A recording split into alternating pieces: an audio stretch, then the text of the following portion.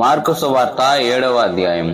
యెరూషలేము నుండి వచ్చిన పరిసయ్యులను శాస్త్రులలో కొందరు ఆయన యొద్దకు కూడి వచ్చి, ఆయన శిష్యులలో కొందరు అపవిత్రమైన చేతులతో అనగా కడుగుకొనే చేతులతో భోజనం చేయుట చూచిరి.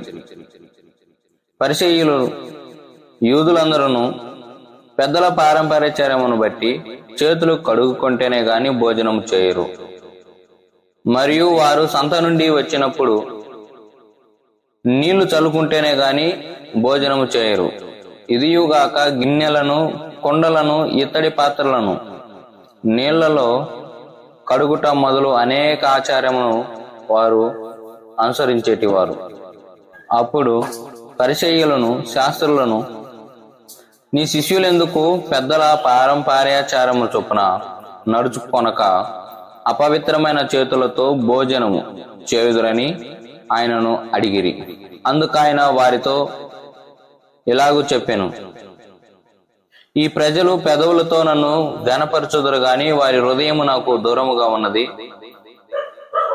వారు మానవులు కల్పించిన పద్ధతులు దేవోపదేశములని బోధించుచు నన్ను వ్యర్థముగా ఆరాధించుదురు అని రాయబడినట్టు వేషధారులైన మిమ్మును గూర్చి యెషయా ప్రవచించినది సరియే. మీరు దేవుని ఆజ్ఞను విడిచిపెట్టి మనుష్యుల పారంపర్యాచారమును గైకొనుచున్నారు. మరియు ఆయన మీరు మీ పారంపర్యాచారమును గైకొనుటకు దేవుని ఆజ్ఞను బొత్తిగా నిరాకరించుదురు.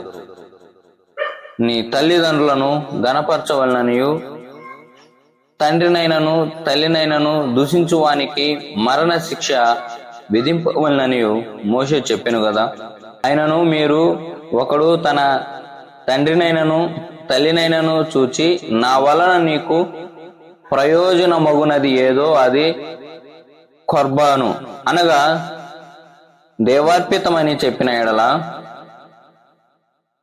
తన తండ్రికైనను తల్లికైనను వానిని ఏమీయు చేయనీయక మీరు నియమించిన మీ పారంపర్యాచర్యము వలన దేవుని వాక్యమును నిరర్ధకము చేయుదురు. ఇటువంటివి అనేకములు మీరు చేయుదురని చెప్పెను. అప్పుడు ఆయన జనసమూహమును మరలా తన యొద్దకు పిలిచి, మీరందరూ నా మాట విని గ్రహించుడి. వెలుపల నుండి లోపలికి పోయి మనుషుణ్ణి అపవిత్రునిగా చేయగలుగునది ఏదియూ లేదు గాని లోపల నుండి బయలు వెళ్ళునవే